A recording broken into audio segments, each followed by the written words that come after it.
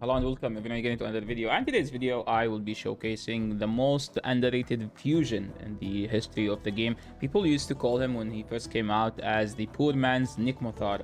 I think he's like a poor man Akrisia. I'm talking about Razelvarg.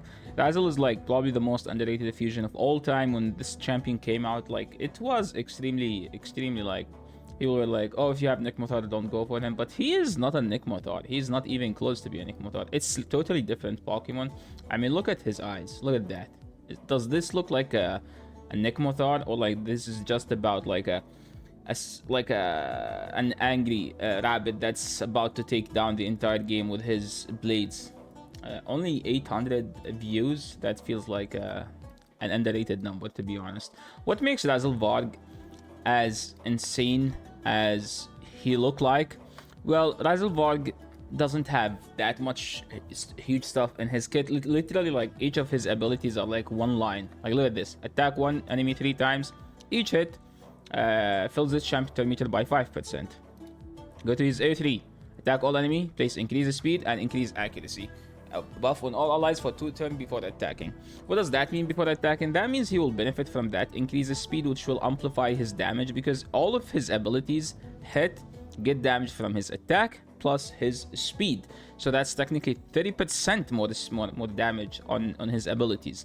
And his A2, attack all enemies 75%, goes to up 100 on 3 turn cooldown. By the way, what makes him also extremely good is that all of his AoEs are 3 turns cooldown. So you're gonna A3, A2, A1, A3, A2, A1, and keep going. Unless you have like some, you know, like some decreased cooldown stuff, and then you're gonna skip one of the A1s. So attack all enemies has 75% chance of placing placing leech debuff for 2 turns. So it's simply just attack all enemies AoE ability that is based off attack and speed. The leech is there to help him in Hydra and other areas where you want to, but technically the leech is there for Hydra. What makes the leeches good is that he also buffs his own accuracy, which makes this leech land most of the time. Heals this champion by 10% of their max HP for each leech debuff placed by the skill. I literally never knew about this skill. I thought he's gonna heal because every time you use this ability, he's going to go to full max to max HP. I used to think because he's placing leech, so his hit will just get him full HP. I actually didn't know about this, or like I forgot about it basically. His passive basically, each increases speed debuff placed by this champion increases this champion's speed by 5. So on Hydra, every time he uses his A3, that's like 36 multiplied by 5, that's 30 speed. So technically, on the 4th use of this, he will have 100 more speed. He is very fast, like we're talking about 110. So usually you build this champion around 250. So with his passive, that is 350. I don't know if this is additive or multiplicative. I'm assuming it's additive, so it's going to be 350, let's say, and then you have 30% increase speed. So technically, he will be at almost 440. If you have him at 250 speed, his actual speed will be around 440, which means like way more damage. His aura is also speed aura in all battles by 20%. So literally on like just everything on this kit's champion's kit works toward making him do more damage. So how did I build him?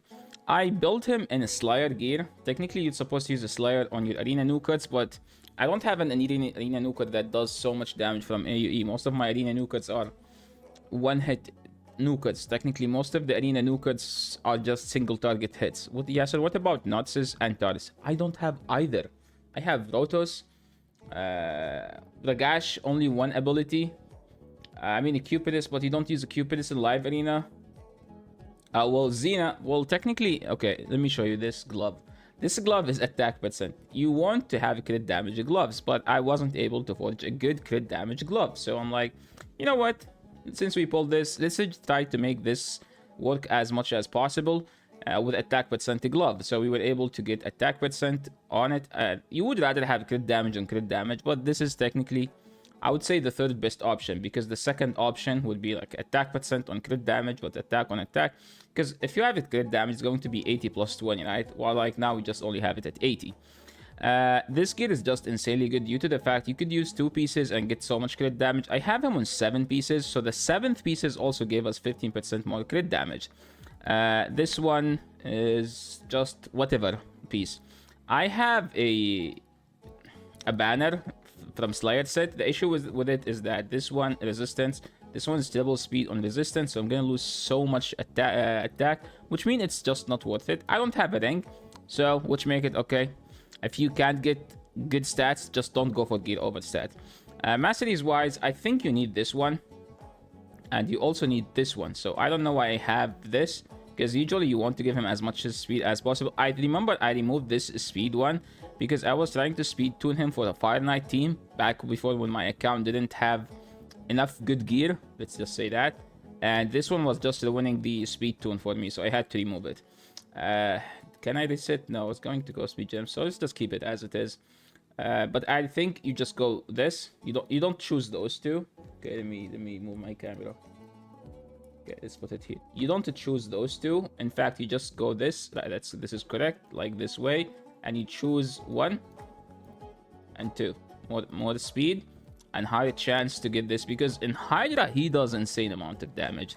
So the support tree is literally there so I can get a chance to extend his increase speed, and this one just to check because I need to get this, and you know, like a lot of steel just to get, because since I have him in slide set, which we get lots of stats, so this one does help him a lot.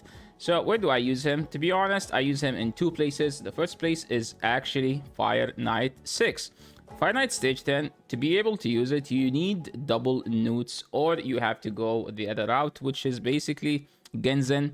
And the problem with Genzen teams that if newts get resisted on the boss, if newt gets resisted, it's gonna fail. It's not a 100% team. So if you don't have double newts, don't even bother doing 10. Just do stage 6. So on this stage, as you see, I have my Quintus in Fire Knight team. But simply when you look at that, insane amount of damage. 1 hit KO. Razelvarg doesn't care.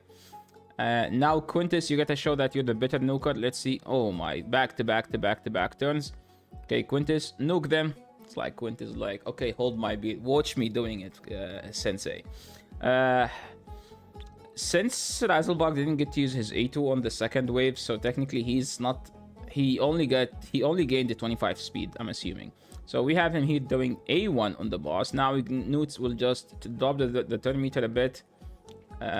This is like the thing about Quintus. If the Fire Knight shield is is down, he's gonna hit 4 times. If it's up, he's gonna only hit 2. He's only gonna hit twice. We landed the decrease of speed. That's good. And now it's just a matter of time. So how is the team is going?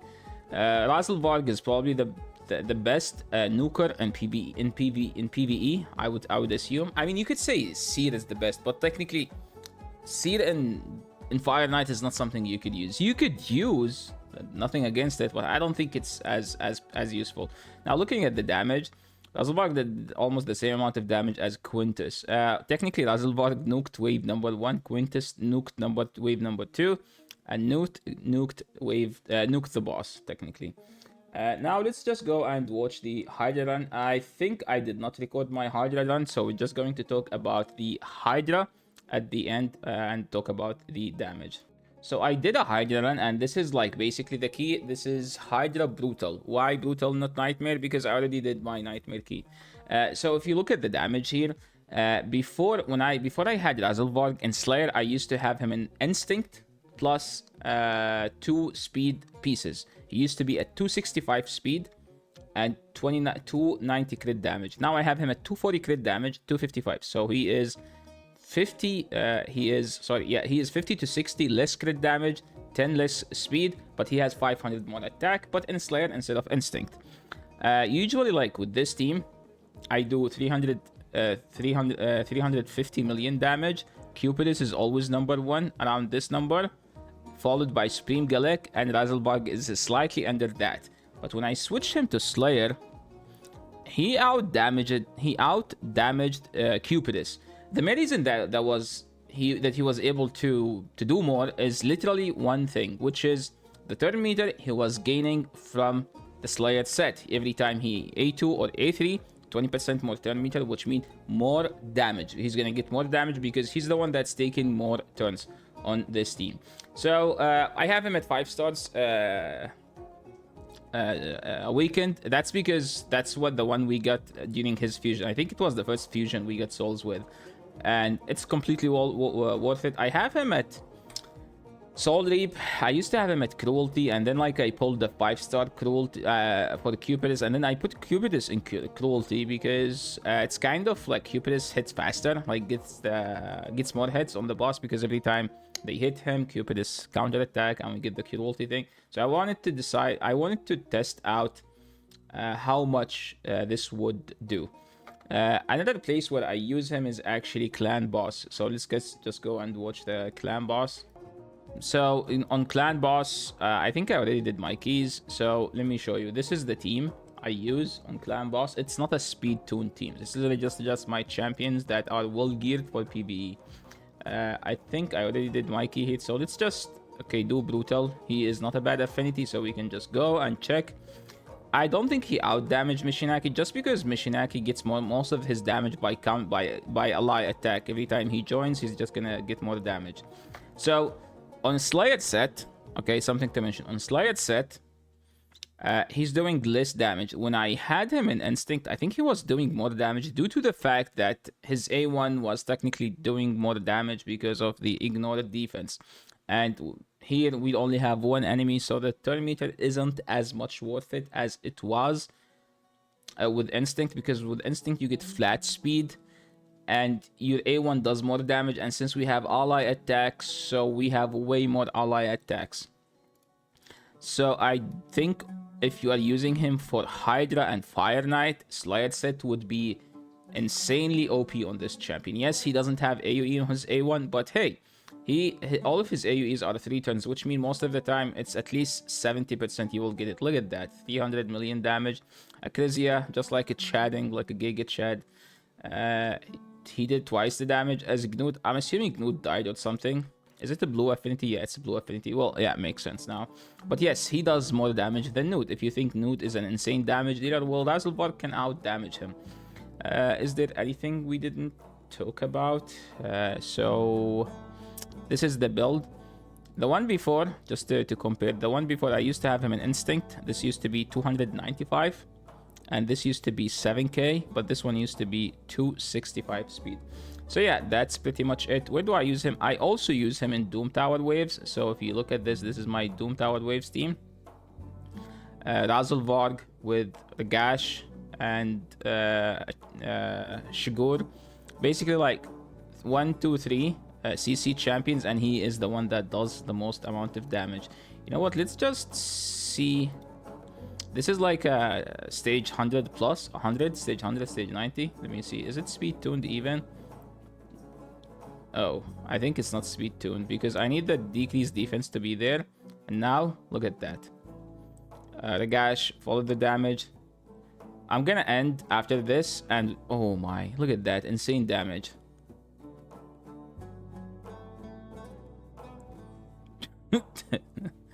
Dude, Admans is just too OP of a champion, man. Admans is just too OP. So let's just end here and check the damage. Yeah, look at Razelvarg, twice the damage. Well, 2 AoEs, but his one. Well, technically he has 2 AoEs. Ragash doesn't have 2. Do we need to do a damage set? I don't think we need to do a damage set. So yeah, that's it pretty much for today. Thank you so much everyone for watching. This is the end of the video. If you guys like this video, please leave a like. If you're new to the channel, subscribe. And see you in the next one.